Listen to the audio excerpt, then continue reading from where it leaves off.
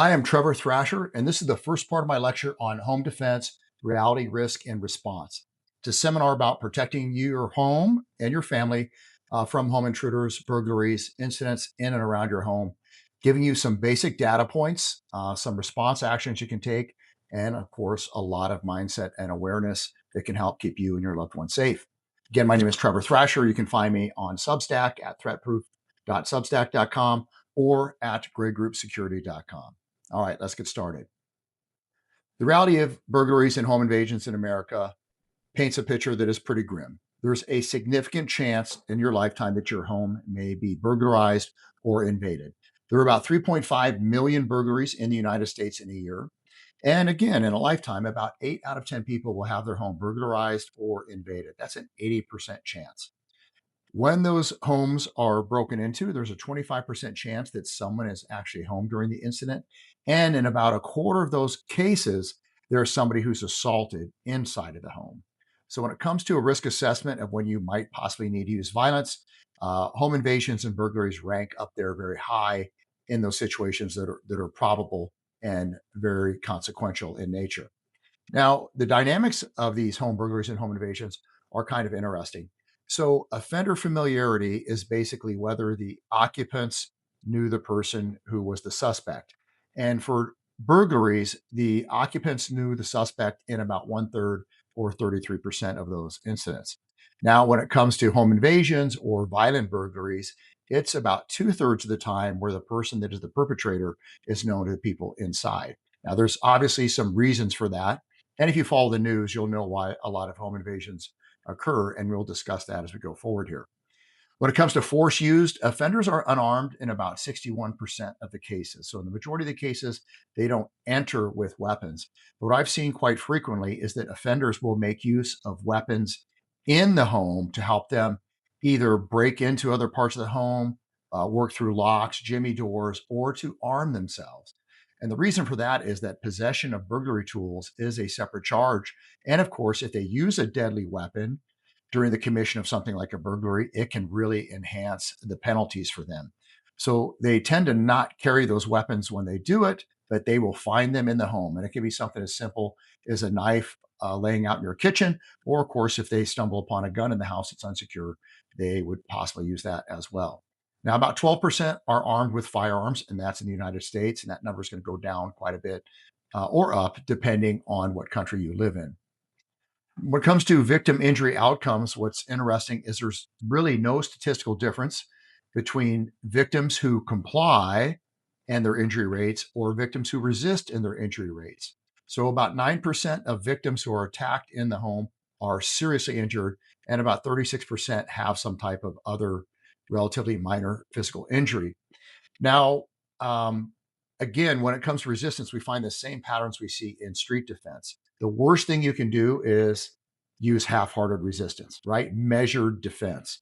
The best things or the most successful things are either nonviolent, for example, drawing attention, fleeing out of your home, barricading yourself, and calling 911. Those things will tend to be relatively effective and keep you from being injured. On the other end of that, firearms or another deadly weapon, while defending yourself with complete commitment, is often very effective as well. So they did one study in Atlanta, it was 200 burglaries where violence was used, and only in about 1.5% of those did the people resist with firearms. But when they did, in all three of those incidents, the occupant avoided injury completely and stopped the crime from being committed. So I'm not saying there's going to be a 100% success rate if you use a firearm. There are obviously some clear challenges. As with any response, you have to measure your capabilities and what you need to do right now with the exact situation you face. No amount of data can tell you what to do in a specific situation. Now, how criminals enter your home is really not remarkable. 34% come right through the front door. That is the most common entry point. After that, a first floor window at about 23%, and then a back door at 22%. Now, back doors are often less secure than front doors. And I'll give you a little hint here. I go much deeper later in the presentation on the design of your yard and your house and things of that nature. But understand that privacy and privacy fences work both ways. So if a criminal looks at your home and sees that they can get into your backyard relatively quickly, and then they can operate in some privacy back there. In other words, neighbors are unlikely to observe them. They will take a lot more time and make entrance more carefully to make less sound. And then, of course, they'll be able to spend more time in your home. Because if they do something more obvious, like kick in your front door, it's going to be more likely to draw attention from neighbors or passerbys. But if they can operate with impunity in your backyard, that's going to be a very likely point for them to make entry. Now, unlocked entrances are used about 12% of the time because it's just an easy opportunity target.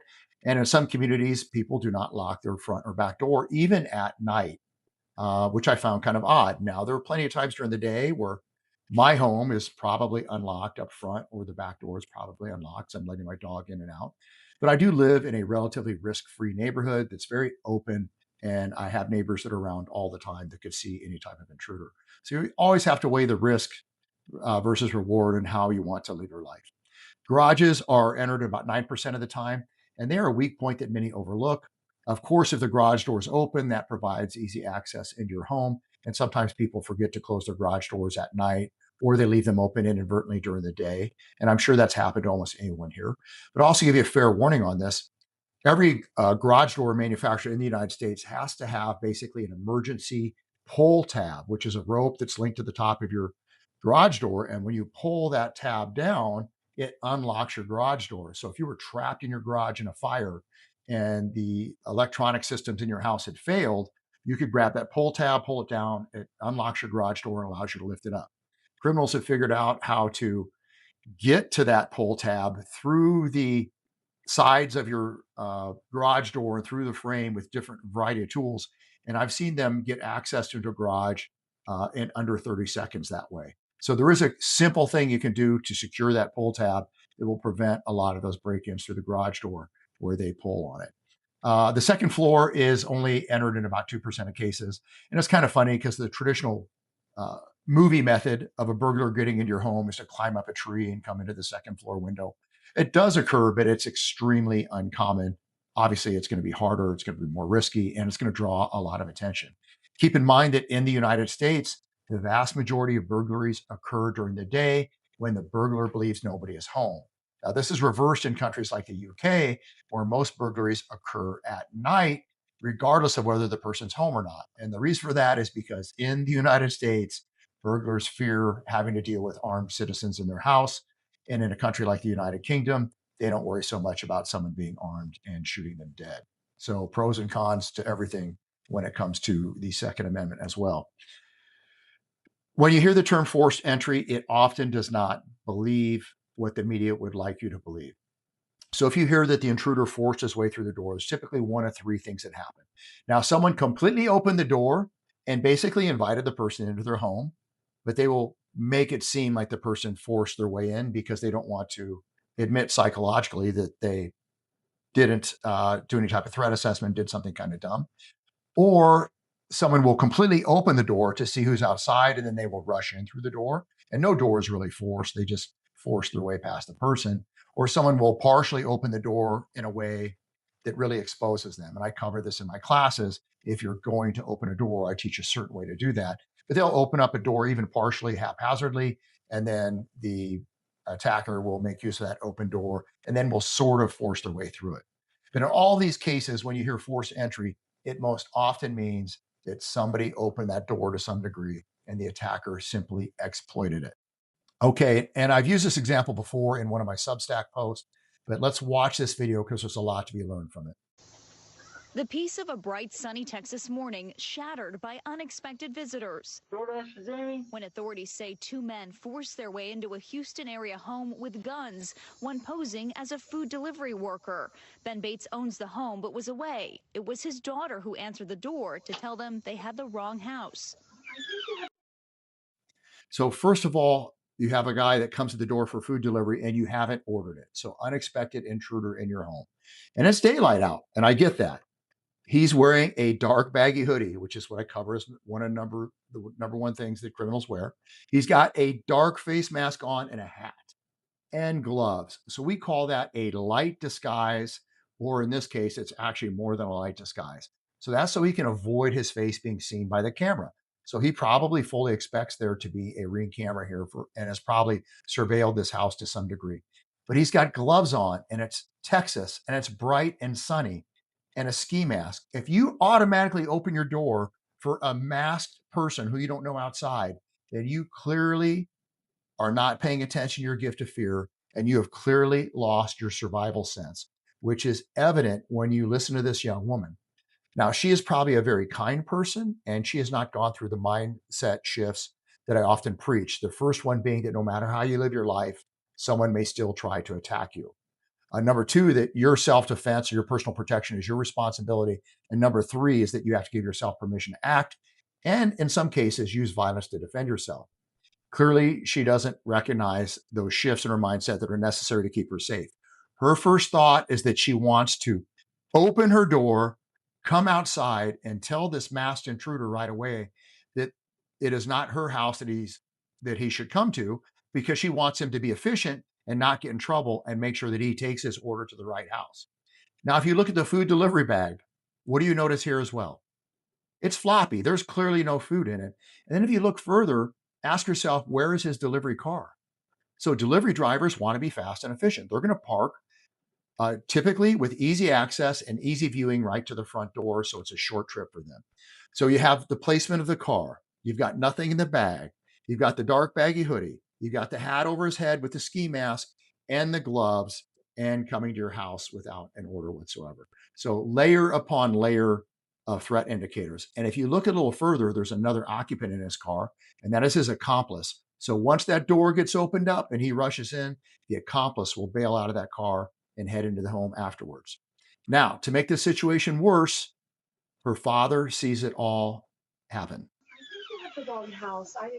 He came with a DoorDash bag and knocked on the door, and that's when my daughter answered. And then as soon as she opened, he forced his way in. Bates says the suspects zip-tied his daughter's wrists. Her 1- and 3-year-old sons were also there. Your daughter and your grandkids, how are they doing right now? Have you talked to your daughter? I have. What did she say? She's terrorized, but she's okay. A quick-thinking neighbor realized what was happening and called 911. I got a message from my neighbor who said, you need to get home because, the police are there and there's gunshots. Bates quickly pulling up the video from his Ring doorbell camera to see what had happened. I can see the guys when they entered, and I hear my daughter scream in terror, and it's kind of the worst thing a father can ever experience.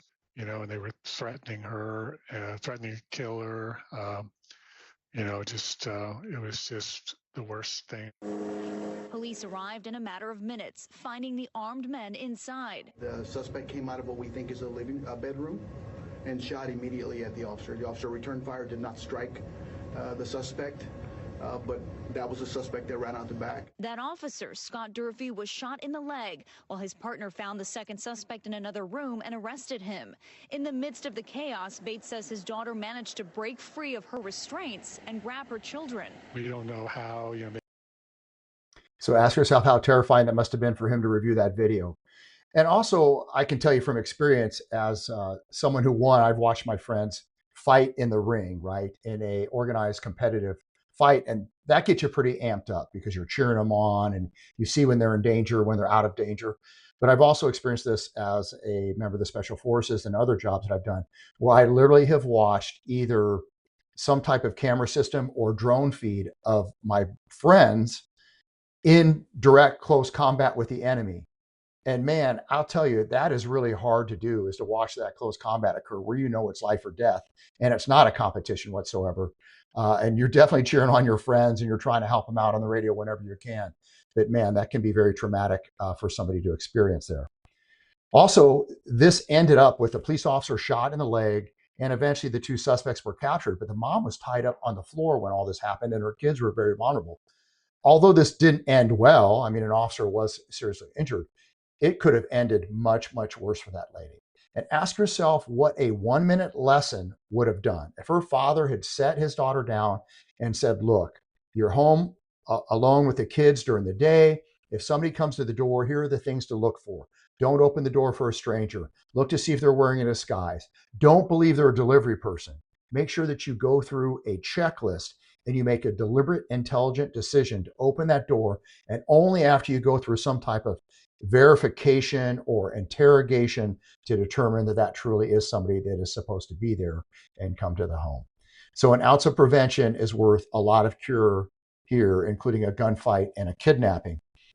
All right, next I'm going to cover not only the critical don'ts, the critical do's, and 4 critical action plans you need to have when it comes to defending your home. So I often talk about those 1% efforts that can make you 100% more safe.